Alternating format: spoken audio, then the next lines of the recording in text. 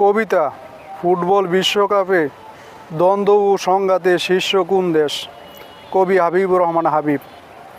Football বিশ্বকাপে কেউ বলে ব্রাজিল, আবার কেউ বলে আর্জেন্টিনা। জার্মানি আর ফ্রান্সের ভক্ত কিন্তু মোটেও কম না, তা সকলেরই জানা।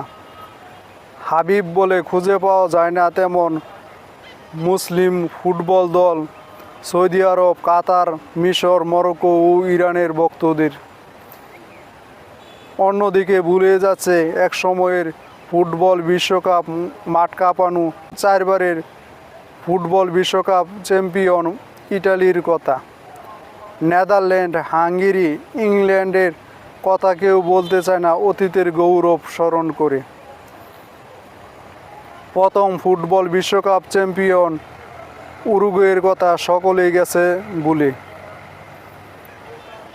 তবে ব্রাজিল আর আর্জেন্টিনার ভক্তদের দ্বন্দ্ব ও সংঘাত যেন থাকে সবার শীর্ষে। জার্মানি, ফ্রান্স, ইটালির ভক্তগণও মাঝে মধ্যে দ্বন্দ্ব ও সংঘাতে জড়িয়ে পড়ে। কখনো যেন মুসলিম ফুটবল দলগুলোর ভক্তগণ দ্বন্দ্ব ও সংঘাতের সংবাদ হয় না ফুটবল বিশ্বকাপ মঞ্চে। এক একটি ফুটবল ম্যাচে থাকে এক একটি দলের টান টান উত্তেজনা, খেলোয়াড় আর সমর্থকদের। কোনো ফুটবল দলই কাউকে বিন্দু পরিমাণ ছাড় দিতে রাজি না ফুটবল বিশ্বকাপ মঞ্চে। সকল ফুটবল দলই সেরা খেলাটা দেখাতে চায় প্রতিপক্ষের চোখে চোখ রেখে।